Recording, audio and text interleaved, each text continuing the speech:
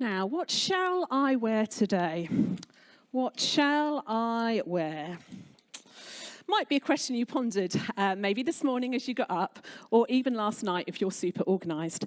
And whatever you did and whatever you decided, it was a considered question. Now, you might not think it was considered, and by looking at you, maybe you should have considered a bit more. But you maybe considered where you're going today, what you're doing today, and what clothing might be appropriate for what you were doing. Now, you might not know this, but I have to take extra consideration in what I wear on a Sunday to church. Now, it's not because I want to look nice, but I guess we all probably want to look nice. But I have to take extra consideration for several reasons. Now, it's not because I'm super fashionable. It's not because I don't think I make any kind of fashion faux pas. And I don't think it's because I dress necessarily outrageously. But I have to take extra consideration because my dear brother, who lives in Surrey, started a hashtag on Instagram called #WhatBeckyWore. And yeah, it's bad. No, hold on a minute. We're going to get there. We're going to get there in a second. You can see up here. This is what my brother does. He takes images from the forge, wherever he can find them on a Sunday. Yeah.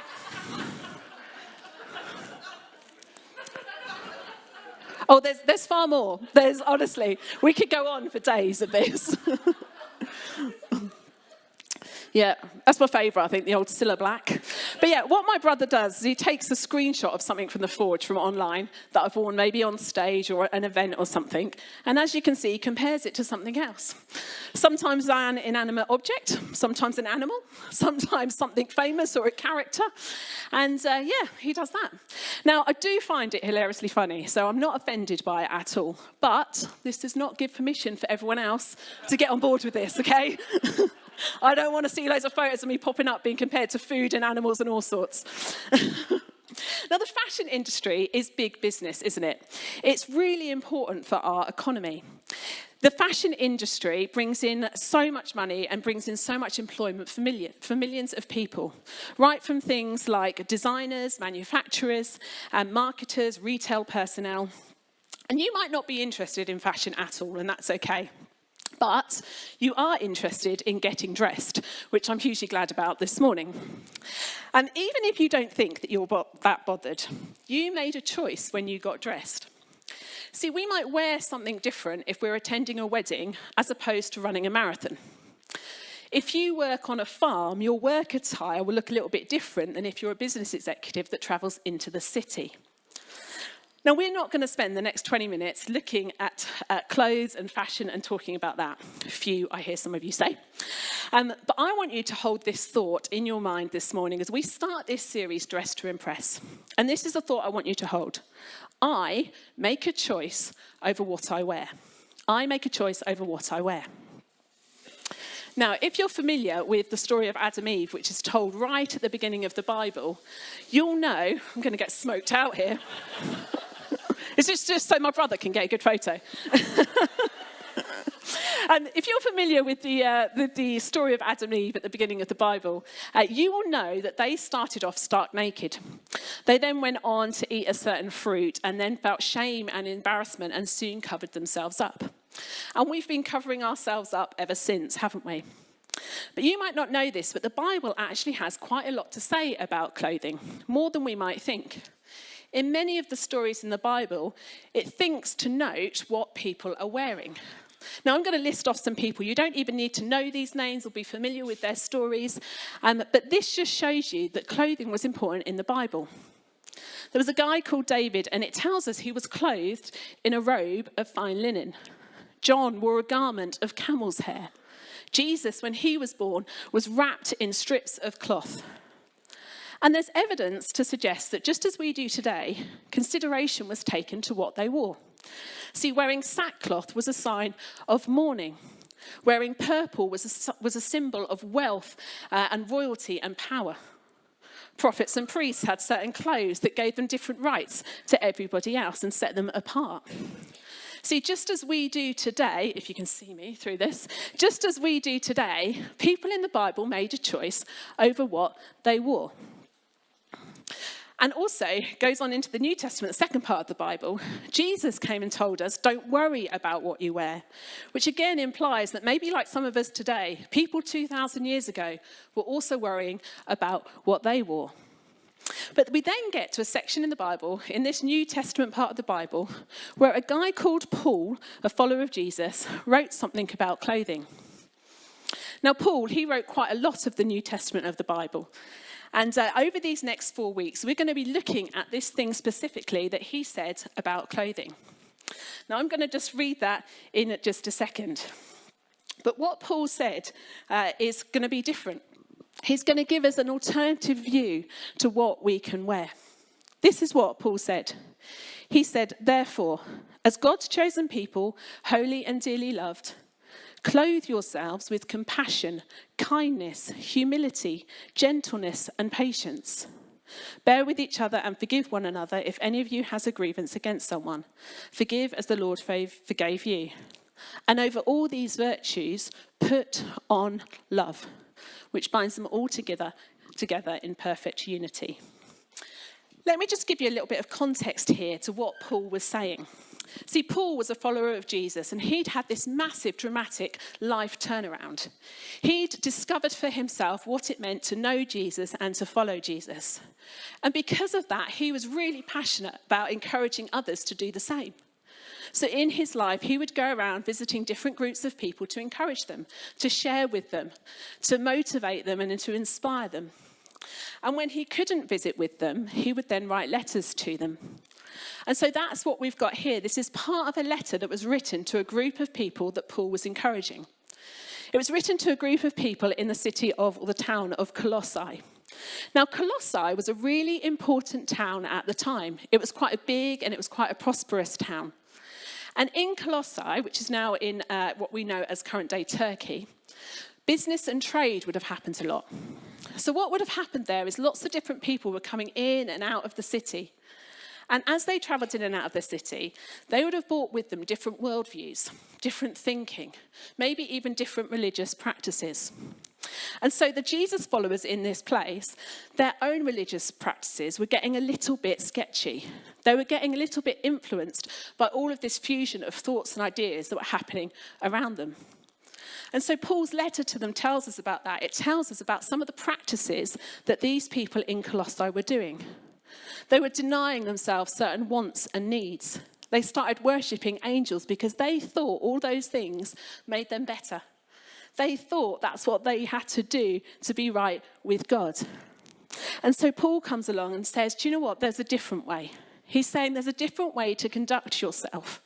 A way that not only makes you a follower of Jesus, not only kind of emulates what Jesus did when he was on earth, but actually sets an example to all these people around in this town who are coming in and out with all of their weird religious practices.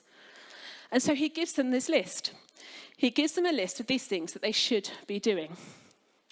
And I think it's really interesting that he uses this word clothe. It basically just means to put on. And he said this, he says, put on compassion, kindness, humility, gentleness, and patience. And what Paul was saying to these guys here in Colossae was, you know, when you wake up in the morning, we ought to be getting dressed spiritually and emotionally as well as physically. You know, when they turn to their wardrobes and they try and decide what they're going to wear today, they need to be thinking about these other attributes that they could be putting on. See, this alternative garment list that Paul offers are all characteristics that are not only good for themselves, but have an impact on those around them. Think about it. Compassion, kindness, humility, gentleness. I mean, it's a lot easier to practice that with other people in mind than on our own. They all involve other people. And so this morning, as we look at the first two of those, of kindness and compassion, couldn't the world right now need a bit more of that?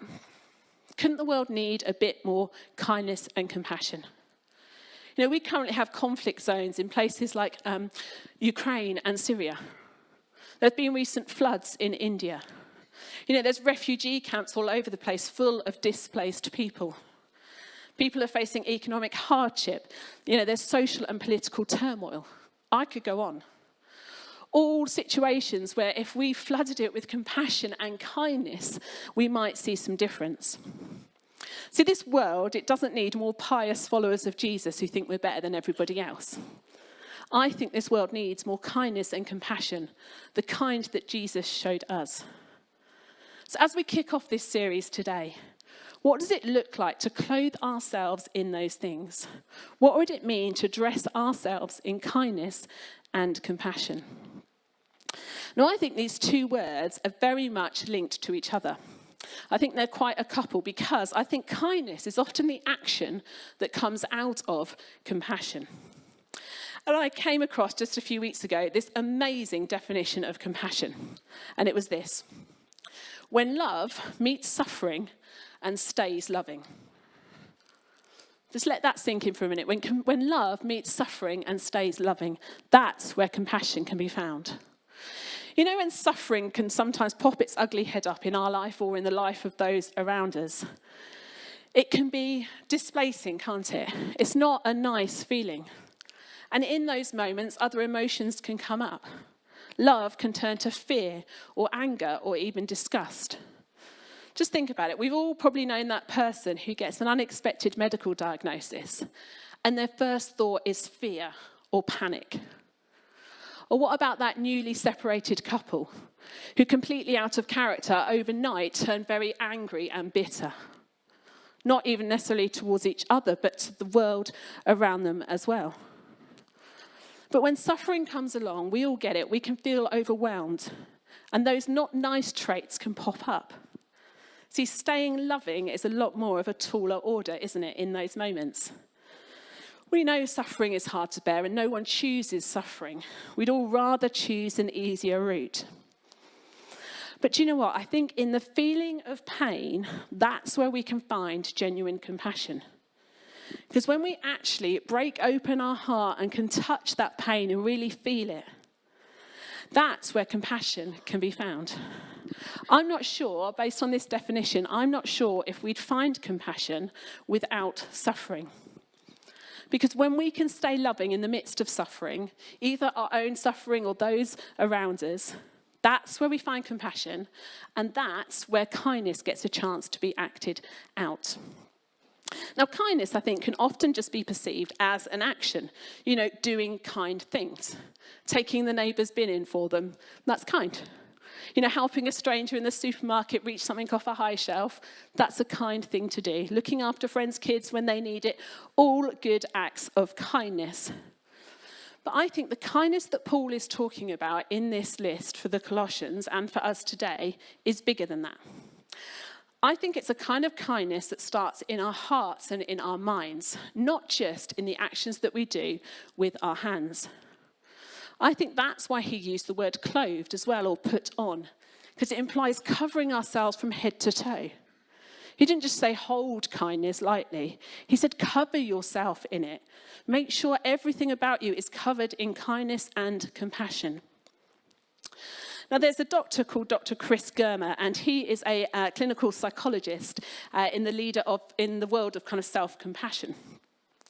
And when he talks about compassion, he talks about this really interesting concept called the near and far enemies of compassion. Now, I'm going to explain this for you.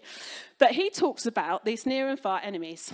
Now, the far enemy of compassion could be kind of the polar opposite, the other end of the scale of compassion. So we could say that could be hate, or that could be disgust, or that could be, I can't think now. Hate and disgust will do. Hate and disgust. Those far things that are far from kind and far from compassion. Of course, not things that you and I would choose to feel. They're things that maybe we try to avoid. What is more tricky is what Dr. Germer calls the near enemies of compassion. And what he means by this is a near enemy is something that looks like the real thing, but isn't. And so for kindness, the near enemy of that could be self-righteousness, or it could be a superficial kindness. It could be genuine, and it's not like genuine compassion, it could be pity. They're all the things that are kind of the near enemies of kindness. And these things, they disguise themselves to look close to the virtue that we're aiming for, but actually undermine it. They don't do us any service in actually helping us to be kind and be compassionate. Let me just give you an example of what this looks like. I'm going to put a photo up on the screen. There's this guy. Now, for those of you who are a bit unsure, that's Putin, the president of Russia. Now, when you look at that photo, you will feel certain things. Some of you may well feel hate and anger and disgust towards him. You may feel those things because you disagree with what he does, you disagree with the way he leads, and that's okay. But you may feel some of those emotions that are those far enemies of kindness and compassion. With reason, I'd like to add.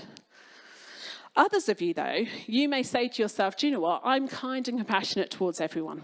No matter who they are, what they've done, I believe people to be good at their heart. And so you might look at this picture of Putin and you might think to yourself, the story you might tell in your mind is, do you know what? He's just not well, is he? Or he must have had such a traumatic childhood to end up like he is now. Or is he just misguided?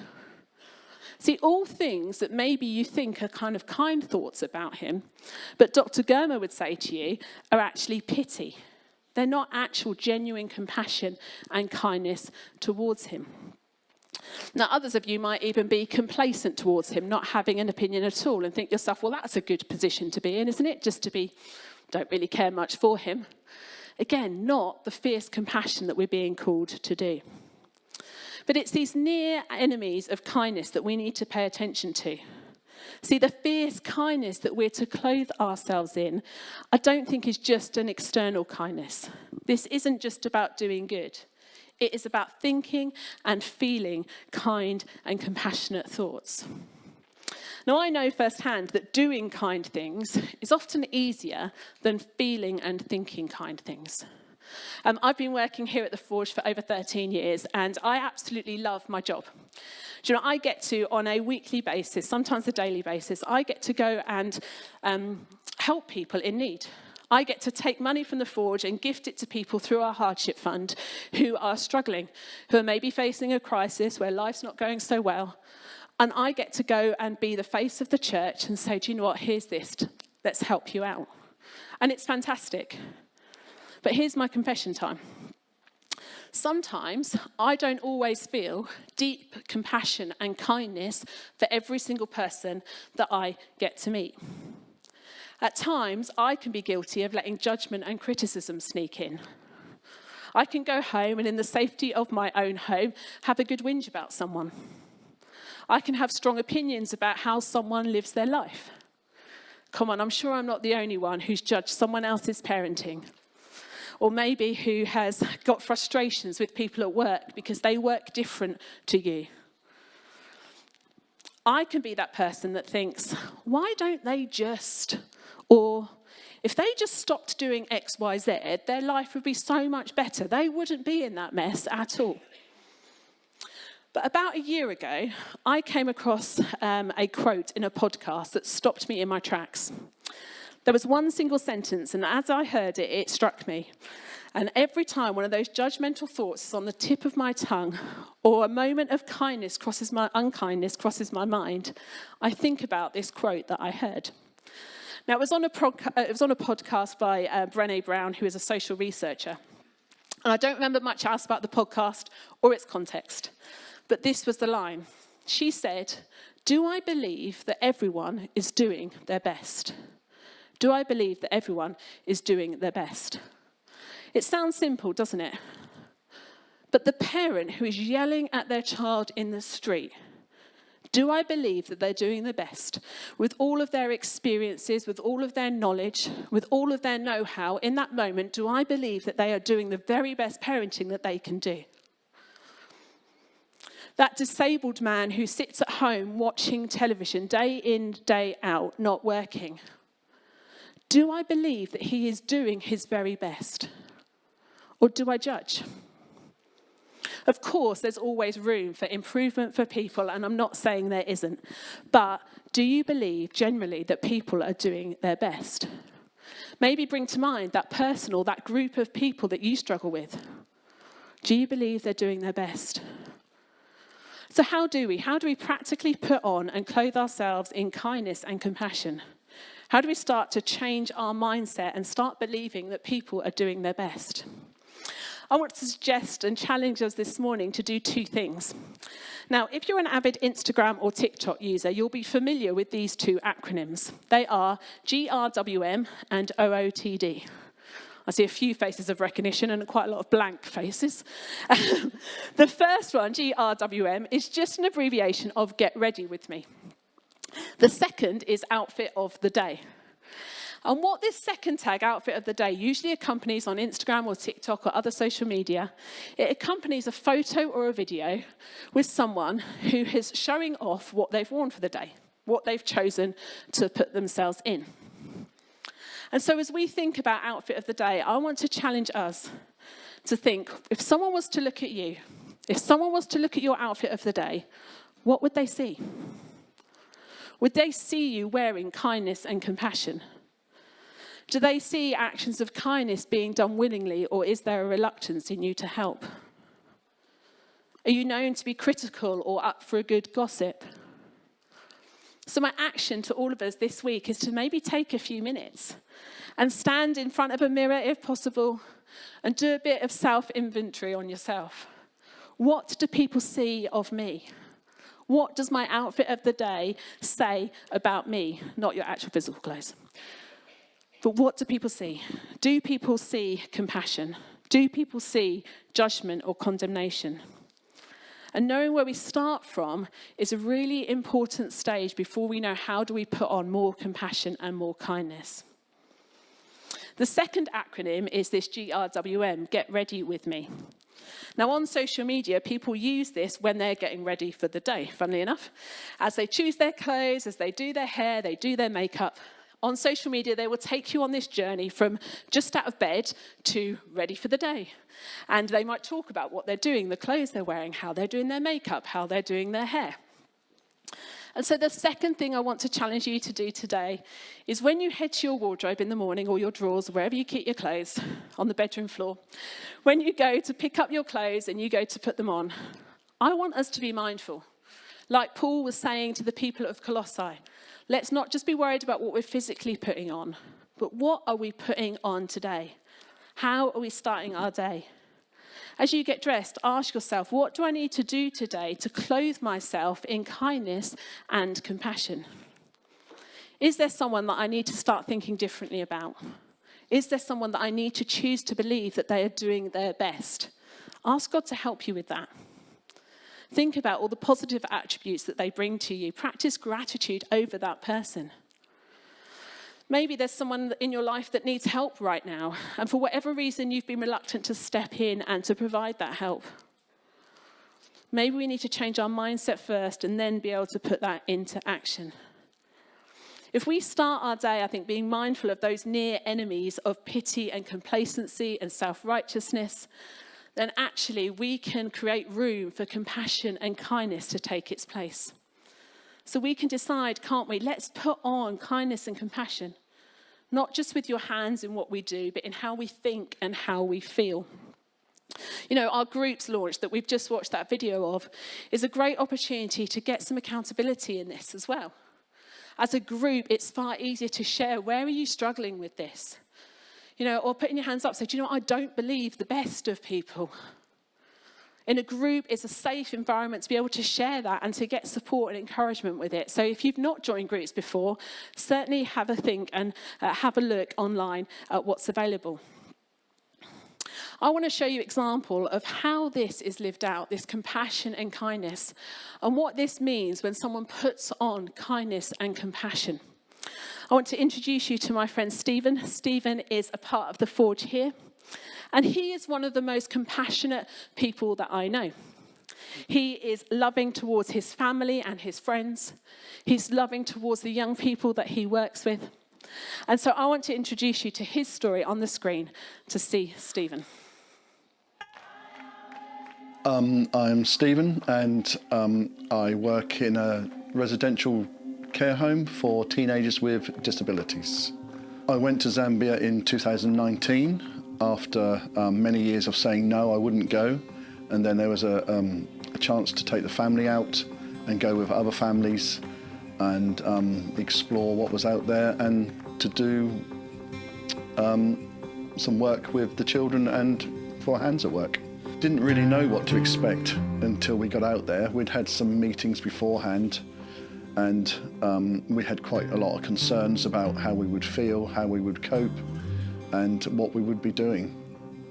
I enjoyed it immensely, and yeah, I didn't want to come home. When I was out there, my heart was broken by listening to stories from the teenagers and looking at the youngsters, and watching the care teams at work, volunteers. Although they have nothing, they give absolutely everything. And I think we are so lucky living in this country that we have so much, and a lot of people give so little. So I'm going back to find the other part of my heart again, I think, and to find out what the future holds, to where God wants me to be or what he wants me to do.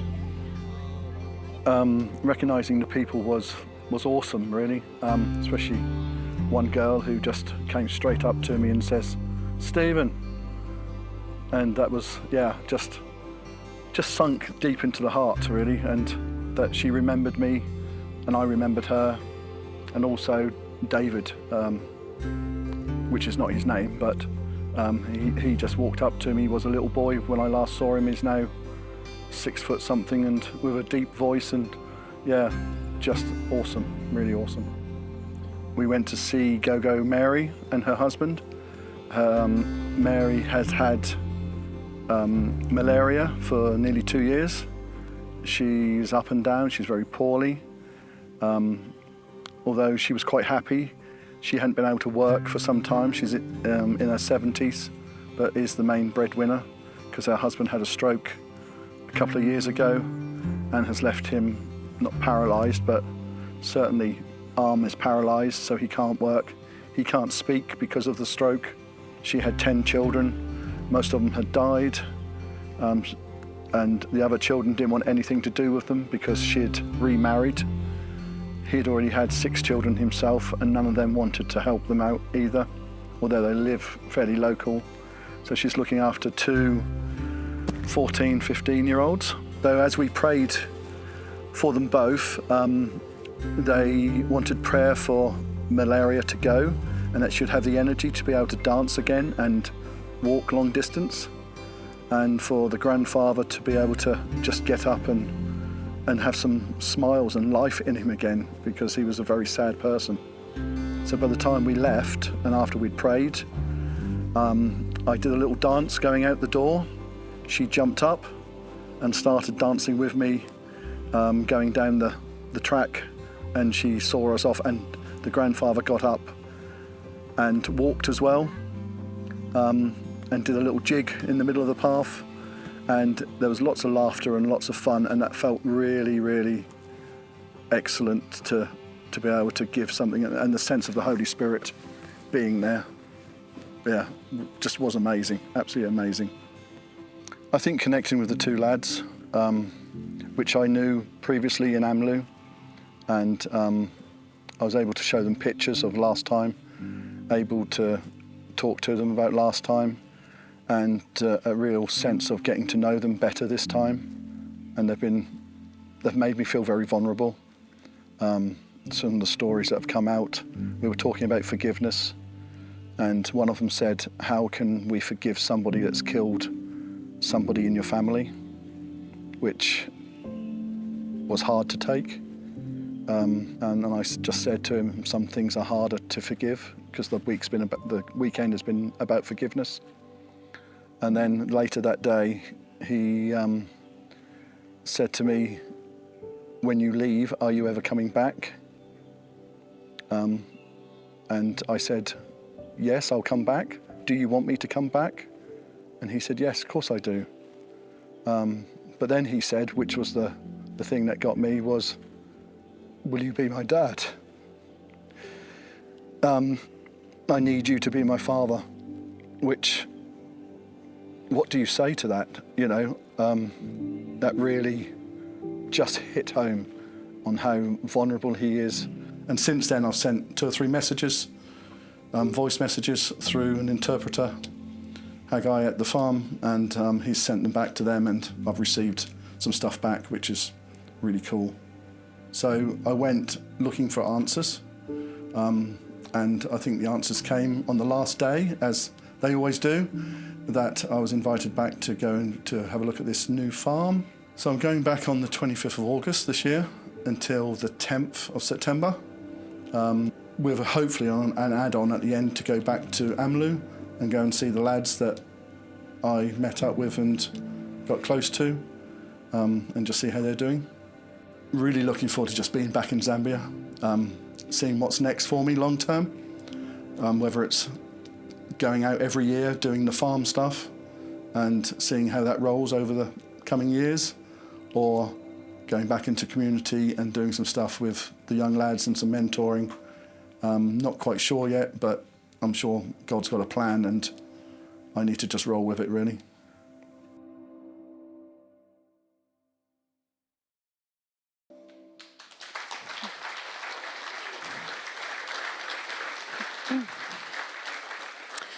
Do you know, I think those lads saw in Stephen a father's heart. That's why they asked him, will he be their dad? They saw in Stephen a real heart of compassion. If you want to find out more about Zambia, Stephen will more than happily talk to you about it. He is so passionate about it. Be warned, you might need tissues, because not only will he'll cry, he'll make you cry as well. But for Stephen, his heart of compassion, it led him to Zambia. Now, that might not be the case for all of us, but if we're serious about clothing ourselves in kindness and compassion, fierce kindness and compassion, you don't know where that might lead you. That might lead you on an adventure that you never thought possible. We started off this morning with this statement, I make a choice over what I wear. And as we go into our week this week, let's remember that true kindness starts in our heart and mind. And I want to challenge all of us, let's practice first that internal kindness. Do you know, we'll all be on a different scale on this. But there's always, the good thing about this is that it applies to us all. Because there is enough suffering in this world, sadly, that needs far more compassion and kindness than we currently show it. So let's be considerate this week on what we put on.